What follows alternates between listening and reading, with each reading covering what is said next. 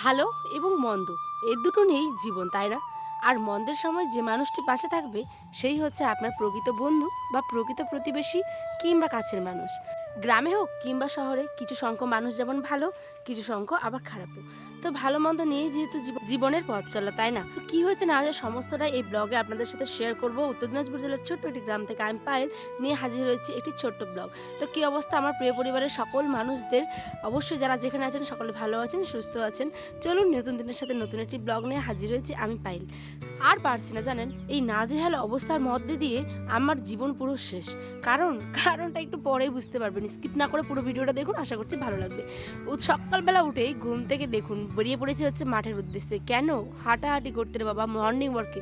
আমাদের গ্রামে তো ওরম বড় পার্ক নেই বা ছোট পার্কও নেই, তাই আমাদের এই মাঠ, প্রকৃতি, ঠান্ডা হাওয়া, আল, গাছপালা, ব্যাঙের ডাক, পাখির ডাক সমস্ত কিছু নিয়ে একটা অন্যরকম মনোরম পরিবেশ। মনটা ভীষণ বায়না করছিল যে এই সুন্দর দৃশ্যগুলোর সাক্ষী আপনারাও হন। জানেন, good morning, welcome back to my new blog video. কেমন আছেন সকলে? আশা করছি সকলে ভালো আছেন, সুস্থ আছেন। সকালবেলায় চলে এসেছি হচ্ছে গিয়ে এই যে দেখতেই পাচ্ছেন মাঠের দিকে বেড়াতে।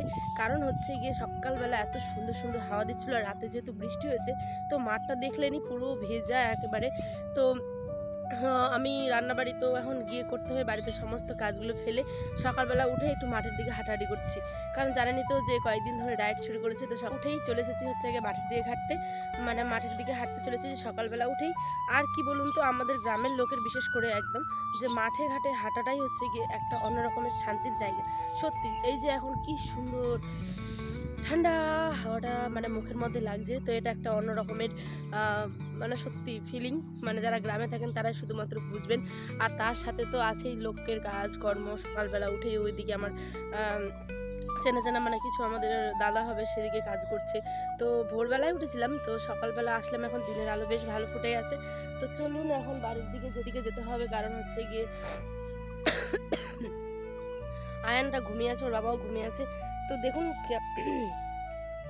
চলুন ঘরে যাই, দেখা হবে সারাদিনের কাজকর্মের সাথে। অবশ্যই ব্লগটি ভালো লাগলে আমার পাশে থাকতো। জল আর মাটিটা দেখছেন কত এই যে নরম, আর দেখুন কি সুন্দর সুন্দর দৃশ্য।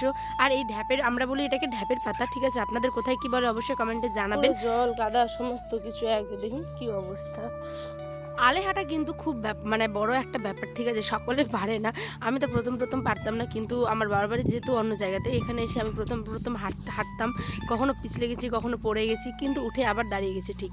তো যাই হোক, আমার জীবনটা এরকমই, উঠা পড়া লেগেই থাকে। হ্যাঁ, আর এই যে আপনাদের সাথে সুন্দর সুন্দর কিছু সুন্দর জিনিস শেয়ার করছিলাম এখানে না, যখন মানে এই ঘাসগুলোতে ফুল ফোটে, উফ দারুণ লাগে, একদম খুব সুন্দর। তো যাই হোক, কিছু ভালো ভালো জিনিসের সাক্ষী আপনাদেরও করলাম। মনটা বললাম না যে ভীষণভাবে চাইছিল যে এত সুন্দর প্রকৃতির আমি আমার পরিবারের সাথেও শেয়ার করি। আশা করছি আপনাদেরও ভালো লাগছে, তাই না বলুন? ওই যে বললাম নাজেহাল অবস্থা, সমস্ত কিছু কাজ একা হাতে করা কি চারটিখানি ব্যাপার? তবু আবার ছোট একটা বাচ্চা নেই, জানেন? আমার ঘরে এক ফোঁটা তেল নেই। তো তেল তো শেষ হয়ে গেছে 2-3 দিন নাগাদ। আয়নের আব্বাকে মানে বারবার করে বাজার থেকে আনতে বলি, কিন্তু সে এতটাই ব্যস্ত মানুষ আর ভুলো মানুষ যে সে বারবার ভুলে যায়। তো কিছু তো করার নেই, রান্না তো করতে হবে বাবা, তাই না বলুন? তাই আমাদের গ্রামে ওই যে বললাম ভালো মন্দ নিয়েই তো মানুষের জীবন। আমার বড়মার কাছ থেকে মানে বড় শাশুড়ির কাছ থেকে নিয়ে আসলাম হচ্ছে তেল ধার করে। দেখবেন গ্রামগঞ্জের মানুষেরা যেমন অনেকটা সাধারণ এবং সহজ সরল হয়, কিন্তু মানে এর মধ্যে না অন্য রকমের একটা ভালোবাসা থাকে, ঠিক আছে? যেটা প্রত্যেকে বোঝে না। তো যাই হোক, তেল নিয়ে আসলাম, মানে বরের আবার এমন কথাবার্তা শুনতে হবে ভাবিনি। মানে সে বলছিল যে কেন নিয়ে আসলাম, আমি তো এখনই কিনতে যাচ্ছিলাম, মানে সে বাজারে যাচ্ছিল। তো আমি ওকে বললাম যে না, এখন তো রান্না করতে হবে, তো এখন যদি রান্নাটা করতে দেরি হয়ে যায় তো ওর আবার স্কুলে বেরোনো হয়ে যাবে। তো আনার আবার যাই হোক একটু খারাপ লাগলো, যেহেতু ধার করে নিয়ে আসলাম। আমি বললাম যে মানে সেরম কিছু না, বড়মা অত খারাপ কিছু মনে করে না, বড়মা আমার কাছ থেকেও জিনিস নেয়, আমিও বড়মার কাছ থেকে জিনিস নিই। তবুও আয়নার আব্বা কিছু বলেনি, মানে কথা শোনাতে চাইছিল কিন্তু শোনাবে করে আর করেনি, ঠিক আছে? তো এই যে এখানটায় আমি সমস্ত কচু টচু রান্না করব, কচুর তরকারি করব, শাক ভাজা, আর বাসি একটু পটল আলু ভাজা আছে রাত্রেবেলার, সেটাই গরম করব। তো দেখতেই পেলেন ওগুলো সমস্ত কিছু শুকোতে দিয়েছিলাম, তারপরে ছানটান করে কিন্তু রান্না বাড়িও হয়ে গেছে। এর মধ্যে এখন বাসনগুলো ধুতে যাব। আর ওই যে হয়েছে এক ছাগলগুলো, বাপরে বাপ, এরকমই তো রোদ নেই, নাজেহাল অবস্থা করেছে এই রোদ বৃষ্টির খেলায় আমাকে। কখনো রোদ কখনো বৃষ্টি, কখনো রোদ কখনো বৃষ্টি, মানে এরম চলতেই আছে। তো ওগুলোকে বারবার উঠাতে হচ্ছে, আবার মানে দিতে হচ্ছে। হচ্ছে। তো ওই জন্যই আর কি এত আমার নাজেহাল অবস্থা করে দিয়েছে। এদিকে আয়ানেরকে ঘুম পাড়ানো, এডিট করা, রান্নাবাড়ি করা, সমস্ত কাজ নিয়ে আমি একদম নাইছাই অবস্থা। তো এখানে কি আর করা যাবে, রান্নাবাড়ি তো করলাম কোনো রকমে, বাসনগুলো ভাবলাম এঁটো কটা রেখে কী করবো, সমস্ত কিছু ধুয়ে একেবারে পরিষ্কার করে নিই। তারপরে আবার ঘরের কিছু কাজ আছে, তো সেগুলো পরিষ্কার টরিষ্কার করে কাপড় কিছু আছে ধুয়ে টুয়ে একেবারে ফ্রেশ হয়ে যাব। আর আমার এই একটা বাজে অভ্যাস বলতে পারেন, কি ভালো অভ্যাস আমি জানি না, কিন্তু আমার সমস্ত কাজ হবে, দেরি করে খাবো তবু ভালো, সমস্ত কাজ পরিষ্কার পরিপাটি করে হয়ে তারপরে অন্য কাপড় পরে ফ্রেশ ট্রেশ হয়ে যেটা পরেছিলাম সেটা কাপড় ধুয়ে একেবারে মানে সারাদিনের জন্য ফ্রি এক কথায়। তো এই যে এখানে দেখাচ্ছিলাম ভাত, এটা হচ্ছে কচু আলুর তরকারি, আর একটু শাক ভাজা ছিল, পটল ভাজা ছিল, এই সমস্ত কিছু আজকে আমাদের দুপুরের খাওয়ার দাওয়ার। তো সকালবেলা তো রান্না হয়ে গেল, মানে 9টার দিকে এখন আয়না আব্বা খেয়ে বেরোবে, তার আগে আমি চলুন কাপড়গুলো এখানে কেচে নিয়েছি, দিয়ে আসি শুকোতে গিয়ে।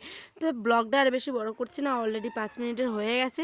তো দেখাবে অন্য একটি ব্লগে, বন্ধুরা সকলে ভালো থাকবেন, সুস্থ থাকবেন, দেখাবে অন্য একটি ব্লগে ঠিক 5টার সময় নতুন ব্লগের সাথে। তবে আজ আসি, চলুন কাপড়গুলো এখানে মেলে দেওয়া হয়ে গেছে। আর ব্লগটি কেমন লাগলো অবশ্যই কিন্তু কমেন্টে জানাতে ভুলবেন না, অপেক্ষায় থাকলাম। হ্যাঁ, আপনাদের প্রত্যেকটা ব্লগ পড়তে আমার ভীষণ ভীষণ ভালো লাগে, আর আমি আমার কাজের অনেক অনেক উৎসাহ পাই করার ক্ষেত্রে।